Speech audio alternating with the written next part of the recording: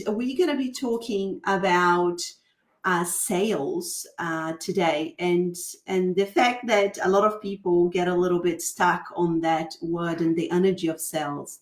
And the title today is Sales is Not a Dirty Word. Hey, Paloma, how are you?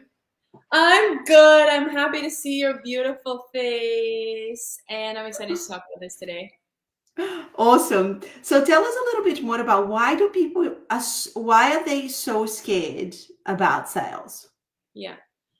So we have a lot of good reasons to have an aversion to sales, okay? Most of us, if not all of us, have had experiences where we felt yucky in the sales process. And I'll give you a simple example of this. So I went to the bank the other day to withdraw some money. They asked me if I would like to sign up for a credit card, and this guy is sugary sweet. He's so kind. He's the nicest person in the world when he's trying to sell me into this credit card.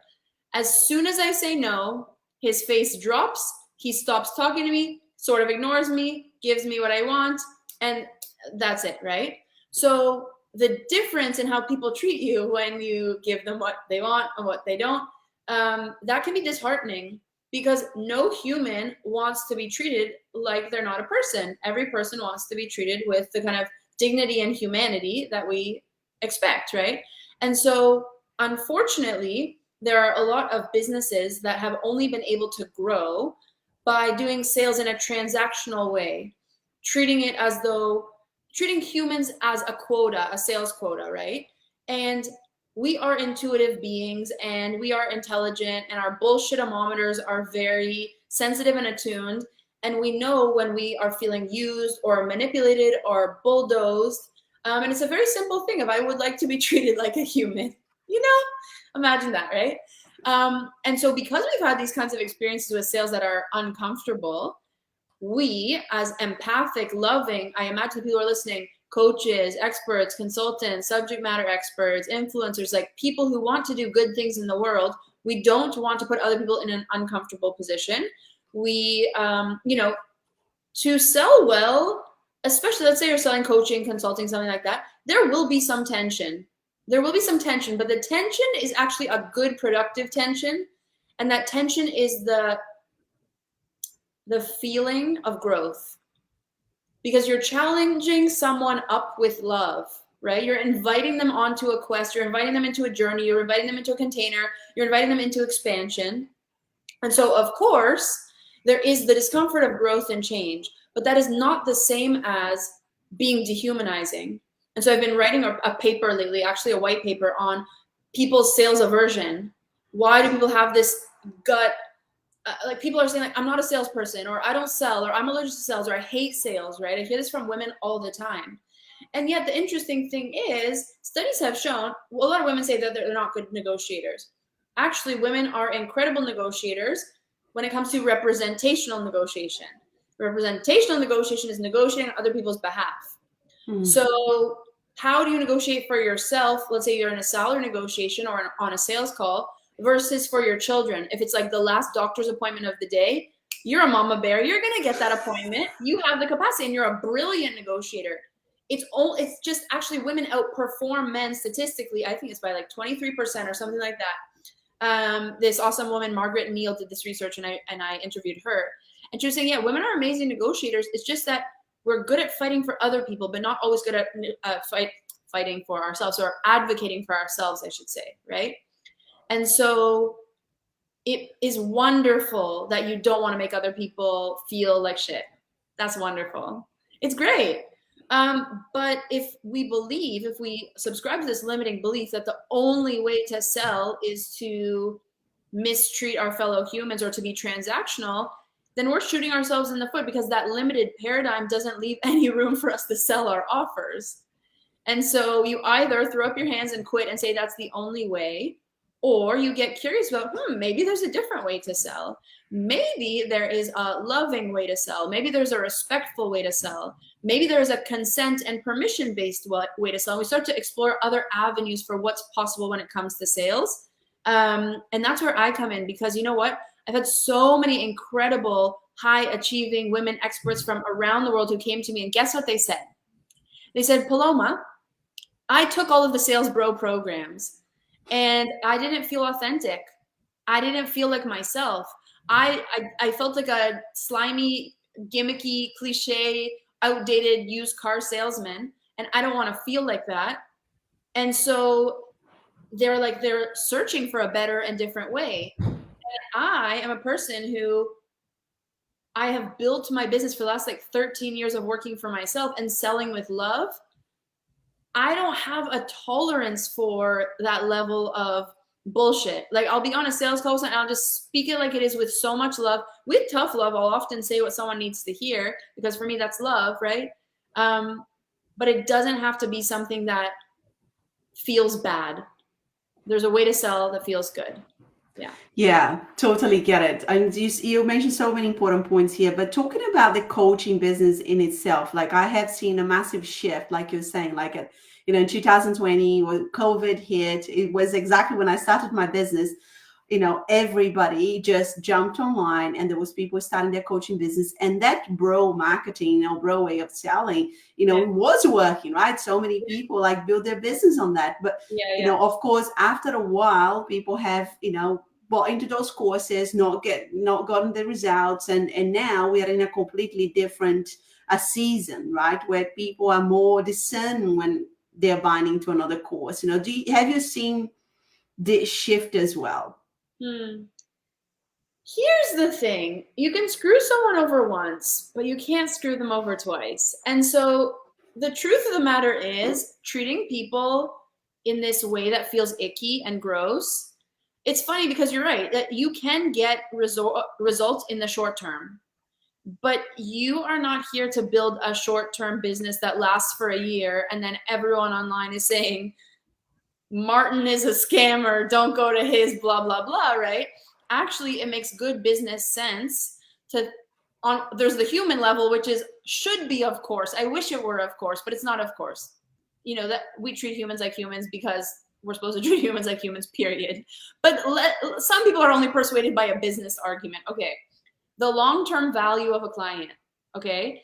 It is, I believe, I saw a statistic recently, it's like 67% easier to sell to the same customer again than it is to acquire a new customer, and it's cheaper to acquire a new lead or to acquire a new customer, right? That, like, you have relationships already. And so good selling is good relationship building, and it is not strategic relationally to do this kind of bait and switch where, yeah, you can sell.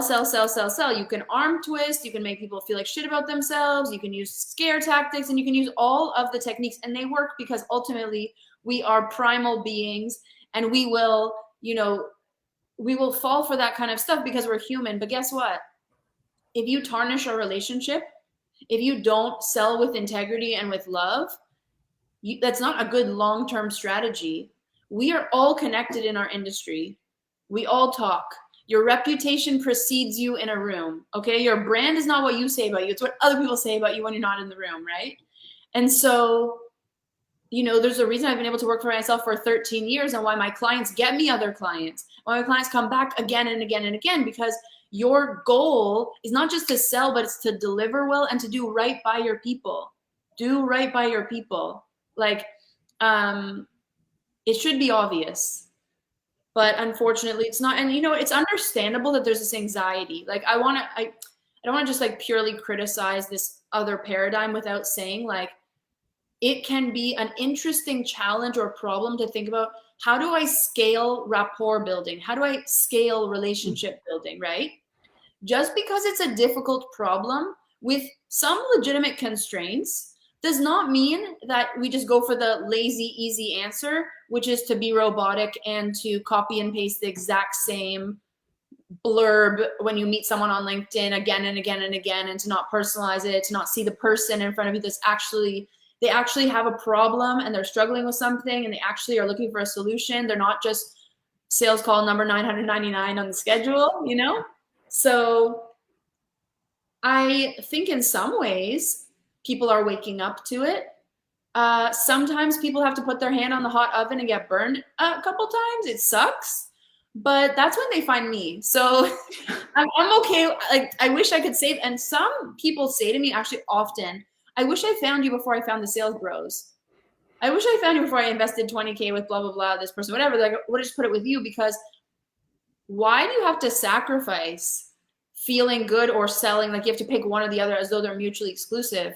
Why can't you sell well, be extremely profitable, be amazing at closing deals, and get to sleep at night and like yourself at the end of the day and integrity? Why do we have to pick one or the other? And so my desire is to expand your idea of what's possible for selling and offer a different perspective. It actually can be fun and really loving.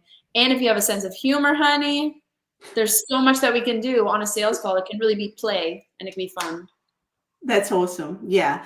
And, when you talk about like the stereotype, like of people that can, confidently sell their products or services, what would you say to people that are sitting there and thinking, yeah, Paloma, but you don't know, like, I'm really shy. I don't, like I've even tried like following the scripts, the bro, and I just can't, seem to close sales. Like, do people need to fit into a type of personality, or do they need to become somebody else to be good at sales?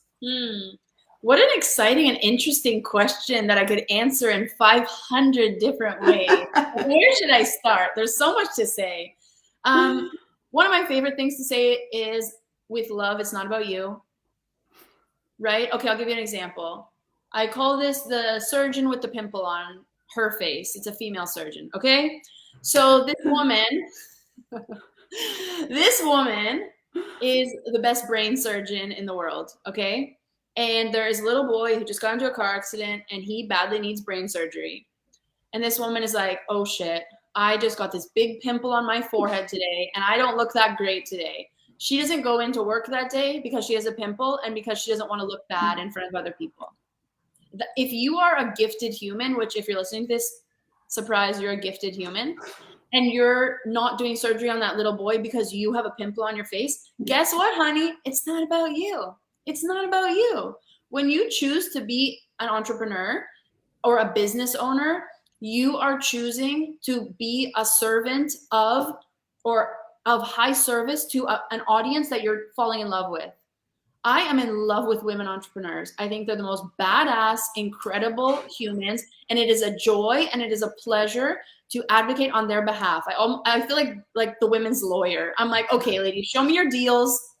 Show me what your blocks are to your confidence. Let's heal that so you can make the biggest, best, most aligned deals possible, right? So ultimately, look, I'm not exactly like an introverted or shy person today. But growing up, I was absolutely shy. I was scared of talking to other people. My big sister was my only friend at recess. And my dad actually, both my mom and my dad have offered me some amazing sensibilities when it comes to this stuff.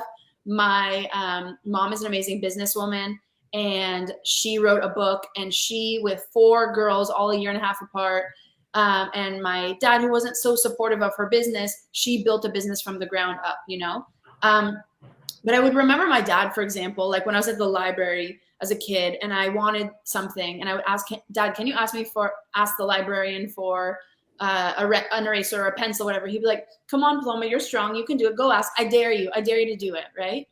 And so people have this idea that confidence is something that you're born with, or it's like, you're either born confident or it's game over. Just like go lie down and die. Like you're meant to be a quiet, shy librarian. Like, no offense, love you librarians. But it's like, it doesn't mean that it's game over for you just because you have certain natural dispositions. You don't have to be like an obnoxiously loud redhead wearing pink lipstick if you don't want to be.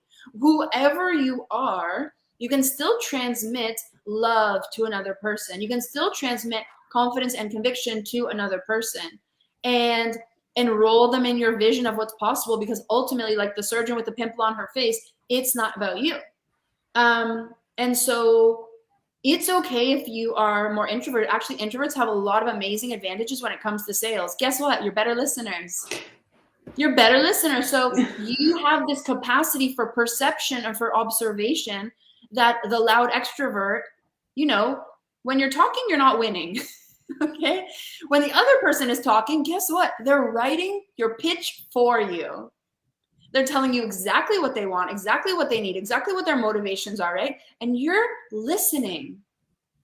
So you have some amazing advantages, and like you're there to be a problem solver. You don't always have to want to be the star of the show, but there are many different mechanisms that you can use to help you sell. Like if you prefer something a little bit more passive, feel free to create. I suggest everybody have a masterclass or a webinar, right?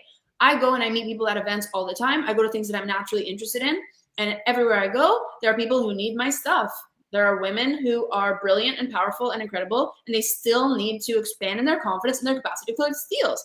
So I meet them, they fall in love with me, and then I say, have you, and I literally give them my phone, and they say like, I want to do blah, blah, blah. Like we move the conversation towards what do you do? And I say, what is your dream? And they're like, are you doing it? And what do you want? Blah. The discovery with every human, okay?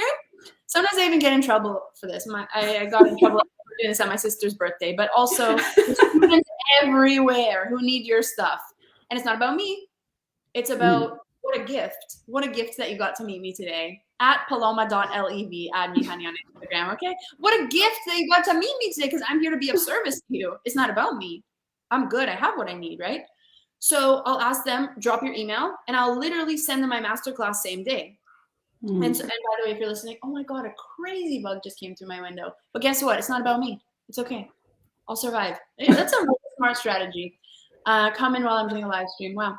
Anyways, so yeah, it's really not about you. I know it's like tough to hear, but however you are, there's a way to harness the gifts of your personality in sales. And if you don't have the emotional energy to have like 10 conversations today, that's totally fine. Then you have different creative constraints. If there's nothing wrong with you, you just need to be kind of collaborating with a fellow problem solver. I'm an extremely resourceful, creative human. And when my people say like, I prefer this to this, then how do we design a business around that, right? Like how do we design infrastructure that can do a lot of the emotional heavy lifting for you? When someone watches my masterclass, it's 2 hours. When they go through this process of who are you and what are you about and what do you believe in and what are your teachings like and are you legit and all of this stuff, right?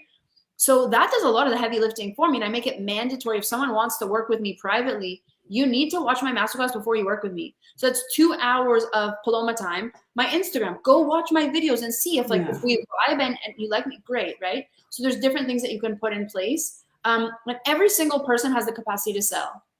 Whether you think you're in sales or not, you're in sales. You're like, you're selling or you're being sold to, and you're either selling your own dream or vision or someone's employing you and you're selling their dream or vision, right? Like every single thing that you need to get from another human, okay? Like there's things that we can do for ourselves, but ultimately you're not going to farm your own food. You're not going to, we are interdependent species. And guess what? Angelica has resources that I don't have. I have resources that she doesn't have. And we might have some mutual interests of ways that we can help each other. And how do we? That's the reason that we negotiate. When we have resources that might benefit each other and we want access to each other's resources, then we engage in this negotiation process. That is sales. We are selling other people on our pitches, on our offers, on our ideas. So a long way of saying, I don't care what you think your perceived limitation is, you are capable and I believe in you. And I have seen people who said to me, I have nothing to sell and I have no skills and this is this. And guess what? Like a year or two later after working with me, they're selling 10K packages off, traveling abroad with their new husband. And they're like, yeah, actually I could. You can do it. Yeah. Amazing. I love that. I was just thinking about yesterday when I was trying to get my kids to go to bed and they were selling to me that they did not want to go to bed. And I was just like, you know what? I am going to bed because it's school holidays here. And you guys won. I'm going. That's it. Isn't that the hardest objection handling with kids? Because they're so eyes on the prize. It would benefit them to understand a little bit about how, hey, mom has her own self-interest. If I could appeal to her self-interest, if I could make her life easier, then I could get more of what I want. But they'll learn. Eventually the whining and crying thing as a grown-up is not a cute look. And you find other more effective and efficient persuasion strategies. Yeah, I actually have been teaching them a bit about sales, so they know all of that. Oh, mom, you look really nice. Like, oh, we really love you. Can we stay up until late? And I'm like, You're like, well, if I'm pretty, then yes, yeah. absolutely. You can have candy for dinner. It's fine. Last question. Can you give us an example of a successful client story that you have recently worked with? Yeah. I have so many that I would love to share with you, but I'll share with you one of my favorites. So this amazing mama came to me, and she's actually a friend of my sister's. And she calls me kind of like late at night. This is before I had boundaries and I actually picked up calls late at night. But anyways, and she was just sharing that like she was in a tough moment where she was let go from her job. She had a little baby. Her partner wasn't super supportive. And she was like, I don't want to go to another job. Like, I want to be with my newborn, right? And so I ended up like, the next day we got together, and I was just planning to like be a friend and just like help with some like laundry or cooking or whatever. But, Paloma's going to be Paloma everywhere she goes. So I said to her, what's your dream? We go to a coffee shop. What's your dream? As soon as she starts talking, I'm like, you know what? We need to record this because she was speaking from her heart. She was speaking from a place of love and of possibility, right? She's like, I want this for moms. I want them to be financially free, and I want them to have this. And it's like a movement. And I'm like, why can't you build an offer to be of service and free yourself and free other people at the same time? And so this person is extremely resilient and also has been through all kinds of painful shit in her life. Like, the majority of my clients are incredibly resilient, badass women who've had a trauma background, who've been through painful things in so many different intersections of what women go through. And the reason that it's particularly painful for women on sales calls and these kinds of things is because all of the layers of compounded trauma show up in the sales process. It shows up with you on the sales call. It shows up in your pricing. It's like your inner child whose needs for validation and a sense of worthiness and security and safety and peace. That is the CEO of your business. That is the person who's running the show. And so I take my clients through these healing processes, and it's kind of cool because it's like where business meets healing. And some people call me like a business therapist, if you will, because actually what's happening in your business is simply a symptom of what's going on within. It's just a symptom of your history and the way that your history is continually, running the show in your present day business and life, right? So this amazing woman, she took the journey. She was brave, and she said, like, I trust you. Like, where do we go from here? And we worked layer by layer of conviction. I developed something called the conviction method, the 5 layers of conviction that you must build. Conviction is firmly held belief. Belief in yourself, belief in your expertise, belief in your offer, belief in your prices, and belief in your delivery. How do we build your sense of belief so that you can transfer that belief to other people? So like, hell yes, I want to work with you. I want to pay with you. How do we start, right? And so she had an incredible transformation. If I told you all of the changes she made in her life, we'd be here for like 5 hours. But everything from releasing this partner that was not aligned for her and was toxic to her well-being and her growth, changing her relationship with her own parents and having discussions that she had never had with them. She never worked a job again and has since had 10K months and made a 10K sales. I think her highest so far was a 15K month. She moved to Colombia with her child and living on her own terms. She employed other mothers and like gave them opportunities.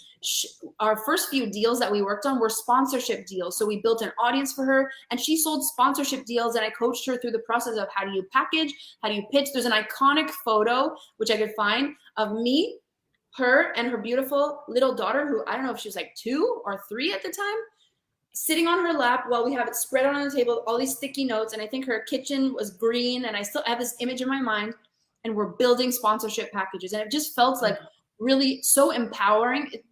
For women, financial freedom is emotional freedom too. It's not relying on anyone else. It's not asking a boss for permission. It's not relying on toxic people in your life because of dependency.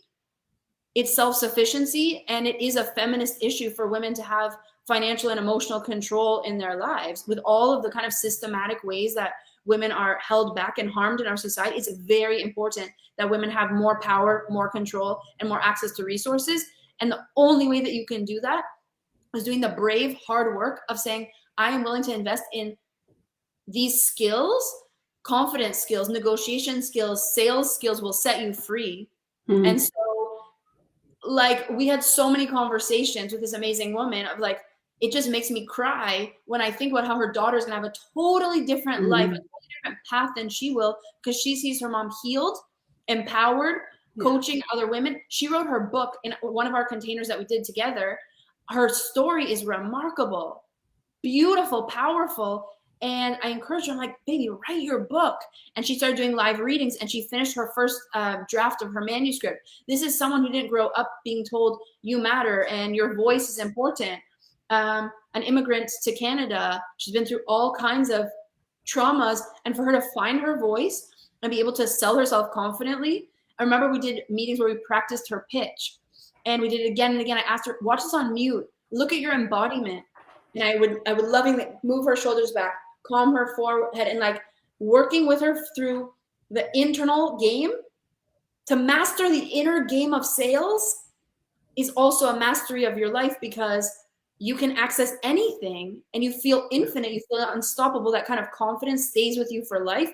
And yeah, there's growing pains. Yeah, it's vulnerable. I'm not going to say it happens overnight, but it's one of the most powerful journeys that you can go on. And I'm extremely passionate about women having the kind of transformation that this beautiful woman had, because she's a humongously profound leader. And when women access new levels of power, authority, income, etc., they do amazing stuff with it. They empower their daughters and sons and their community and their partners and their students. Like, women do amazing stuff with resources. And so it just gives me a lot of joy to see. I would love everyone to win, but there's a special joy that I get. I'm one of 4 sisters, and my mom just made it against all odds what she did to provide for us in her own business. She left a good, stable law job, she felt not alive. And she left that to do what felt authentic to her. She said to us kids, follow your dreams. And because she didn't just say it, she did it. She did it. And because she did it, she showed me and she mentored me. And now I feel like every other woman is my sister. I'm like, okay, sisters, let's build. You deserve it. Yeah. I love what you said, this story, this client that you talk about. I'm from Brazil, and I left Brazil for that exact same reason. I saw all the women around me not being financially free. And although, I come from a mid-class and they were okay not to work, I kind of felt that I didn't want to follow that path of not being financially free. And for me, I thought that when I left Brazil, I went to Spain, and I live in Belgium, in England, in New Zealand, and I live in Australia now. I thought the women outside of a third world country would be free. And yet I have encountered many women that are still living in the same confinements as the ones in Brazil, with, domestic violence, with, financial abuse, and, being, really not free. And I am deeply passionate about that as well. And it's incredible, this story that you said, because, when you go back to Colombia and you actually, what she's done was build a community.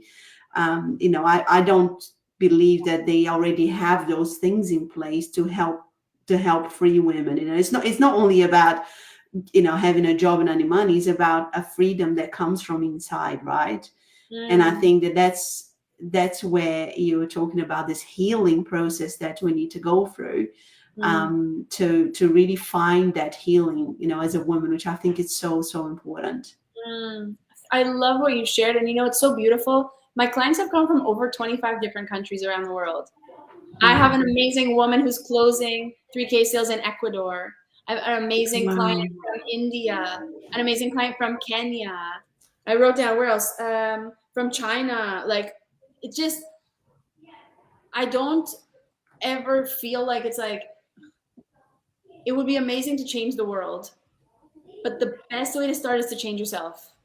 For sure. You know what I mean? Just find a way to empower yourself, and you automatically empower. I'm just going to plug in because my computer wants to die. You automatically empower your community, and you empower the people around you. And so And you become magnetic, like I said, with your confidence, you become this mirror, that what you're doing, Ecuador, I mean, I've been to Ecuador, the economy that is not so great. And for somebody to be earning that amount of money there is huge, and for me, it was very important that I've got a daughter, that I raised my daughter to be free, to know her worth, and to know that, and I had to go through my own process as well. It wasn't just about moving out of Brazil. There was a lot of healing that I had to do as well. And I think I'm deeply passionate about that too, because there's so many women, like you said, if it's about selling for others, getting the appointment for their kids, or doing something for their husbands, or or for somebody else, they are all in. But when it's to do for themselves, I think that's where there is some healing that we need to do as collective. 100%. And you know what? I want to say to women, it's not your fault. It is your responsibility at this point, but it's not your fault. Yeah. It's not your fault. And, my masterclass, which I highly recommend everyone watch, feel free to DM me. Yeah, I watch. Yeah. Oh, okay. Oh, yeah. Yeah. Or like just drop it below, or like DM me, whatever, at 𝗕𝗢𝗢𝗪 on Instagram, because I want to get this masterclass in the hands of every single woman. Remind me what I was talking about. So you're saying it's not your fault, but it's your responsibility. Yeah. Yeah. So the masterclass is on the 7 conviction killers, the 7 things that block women from standing in their full confidence and conviction. And I talk about all of the different layers of conditioning, all the way from the way that women's labor is undervalued and underpriced in all industries that are women centered. The average income is lower, to intergenerational trauma, to the way that women are asked to sacrifice. They see all these Mother's Day ads. What is it like? Oh, she always ate last, and she never asked for anything for herself. And she never wanted anything. She was just the most self-sacrificing woman in the world. It's like, that's what it means to be good as a woman, to be selfless, without a self. That is good for a woman, right? And who is benefiting and who's profiting off her lack of self? Who is profiting off her labor, right? So there's systems at play, and no system is designed by accident. It's not an accident that the system gets the results that it does, because it's an effective system. There are people who are benefiting from the system. But that's why I want women to, as opposed to being a horse running on somebody else's racetrack, I would like you to build your own racetrack. I'd like you to build your own game and make sure that you're playing a game worth winning. Not all games are worth winning. And that might be a job that you feel stuck in, or even a business model that you would like to pivot from. Is it really serving your highest interest? And let's normalize women being self-interested. It's okay to say what's in it for me. Why have so many of these one-sided things, one-sided relationships where you are overgiving? One-sided, no, you deserve to receive. And women struggle with receiving so much for very understandable reasons. But there's a lot of healing to be done. So I've never lacked clients, because there's always amazing women who are brave and they're up to the task, and they say, I know I need to go on this journey of healing. Nobody's going to do it for you. But when you do it, your world opens up and you become magnetic. People are they want to be led by you, because you are first leading and healing yourself, So, you become the example of what's possible, right? And I think that's really, like I said, change starts with us, right? With one person, and then you become this example. And I love that. Well, thank you so much. I know it's late there. It's just been awesome. So guys, DM Paloma for her masterclass, but I will add, just tag you in, so people can connect with you on Insta, and if you are on Facebook as well. She's also on LinkedIn. There's some amazing testimonials there for you guys to watch. Thank you so much, Paloma. I really, really appreciate your time. The work that you're doing is absolutely incredible. Thank you, love. And you know what? It's so funny, because I heard your beautiful accent, and I was like, I don't know if I was going to guess Spanish speaker, but now I hear the I hear the brigadero and the feijoada. I learned how to make brigadero recently on a date. But yeah, no, it's the best, most beautiful thing in the world. And it's like my client from Ecuador, for example, she had her first $6,000 month. And That's massive in Ecuador. it was almost a $10,000 a month, but it was a couple days after that she closed another 3K deal. But she didn't have people around her. She didn't have role models. No. Like, she invested in herself more than their like yearly salary. And it's like, yeah. it's very unheard of, but Yeah. women are pioneers around the world. We're all being brave together. And if my mom hadn't been brave, I wouldn't have seen the example of what it looks like to be brave. And I chose to be brave. And I'm helping other women to be brave. They already are. They just need the kind of tools and the activation. Yeah. We can all be brave together and create this community of like love. And sales is not your enemy. You can do it in a loving way. Like what we're doing right now. Hopefully you're more enrolled into our visions for what we would like for the world. And it is purely with love. I have no intention other than bring you into my world. You're probably going to buy my stuff. You're probably going to want to work with me as a coach. I'm signing up straight after this. And it's with love, guys. It's with love because the agenda is clear. I want to be of service. And don't be afraid of the fact that money is involved in these things. Guess what? It circulates. It's the most abundant. It's a commodity, honey. You yourself are special and rare and one of a kind and unique and irreplaceable and different. You're not a commodity. You're a monopoly. There's one of you, and you're probably not going to live more than 200 years on this planet. So you are a scarce resource, but money is everywhere. Don't fetishize it. Don't put it on a pedestal. It's not above you. It's not bigger than you. You are infinitely valuable to the right people. And so you can absolutely sell with love and let our example be an example of this, you know, attach it to a movement that you really believe in. Yeah, I love that so much. What you said, what you're doing for the ladies that especially like in places like Ecuador, it's absolutely incredible. Like I said, this person is absolutely a pioneer. There is no role models. There is no, when I left Brazil, my family thought I was completely insane. You know, they did not understand why, because I didn't have a plan. I didn't have a lot of money. You know, my dad at the time couldn't help me financially, you know, but that's what women did. They just, you know, went to uni, got, you know, kind of got a job, got married, had a baby, and just kind of accepted this kind of conveyor belt of like, you know, you know, they didn't even ask themselves, is this really what I want to do? Right. And I kind of put my hand up and said, well, that's definitely what I don't want to do. So I'm out of here. Yeah. and it takes a lot of courage. I really like what you said. It's not your fault, but it is your responsibility. It takes so much courage to really go against the grind and, you know, go against the herd. Like for me, I would say leaving Brazil was harder than going through chemotherapy. Wow.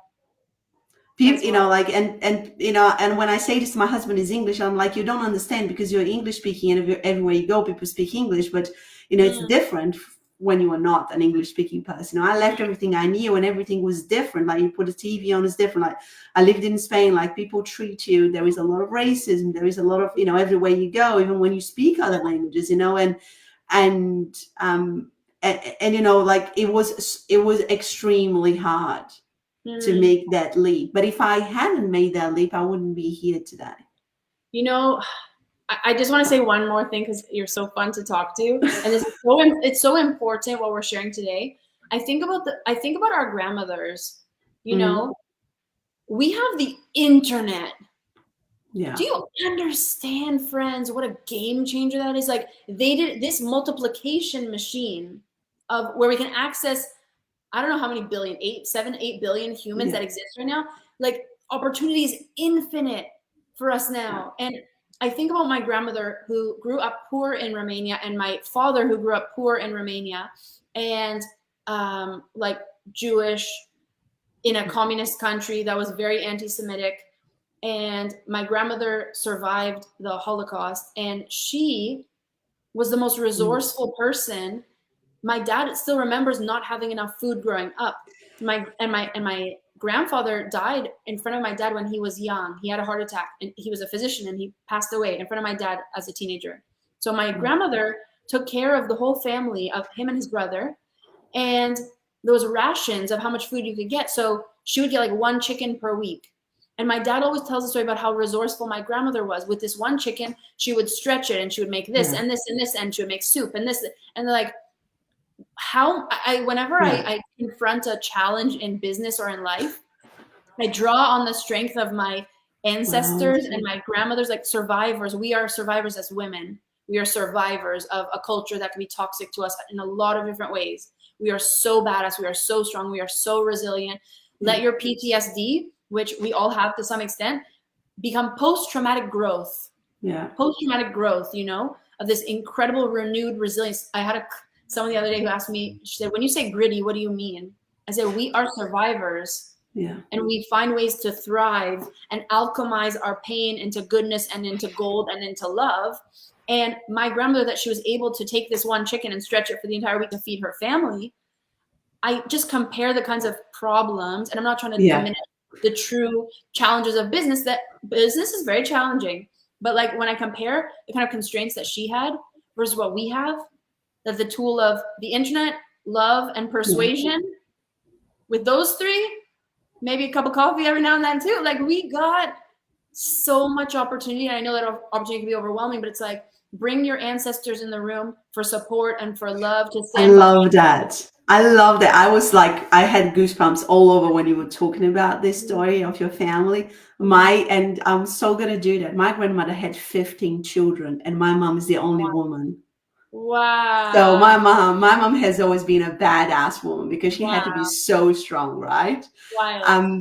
But in saying that, there was one thing, my mom, because my dad had his own business and at some point he had a lot of money, she never really, she was never really financially free. Right. And my dad being, he was Spanish, he went to Brazil, very chauvinistic. He used to buy everything for him and for my brother. And he wouldn't buy any, you know, like material stuff for my mom or for me in a way. And because my mom has never been vain. And I grew up watching this thinking, I am never going to depend on a man financially. I had the exact same thing. I am going to have my own money. But I had the exact same thing. I had many moments where I was like, I can't depend on my dad to, you know, we had all kinds of challenges with him. So it's painful but you know what? Let our pain be our power, because we have pain in abundance. And so we have power in abundance. They come together. You know, your pain really is your superpower if you know how to alchemize it with love and with it really, the obstacle is the way. Your adversity is your advantage. All the cliches that they put on cups are true, friends. Like that's your rocket fuel, you know? Yes, for sure. Your superpower, for sure. Well, I think we can talk forever. We can talk forever, but we're going to stop here. Thank you so much. I'll add all your details. Please reach out to Paloma for her masterclass. It's absolutely incredible. It's going to be the best 2 hours that you're going to be spent really kind of investing in yourself. Thank you so much once more, and I will see you soon. Bye, everybody. Thanks, Betty.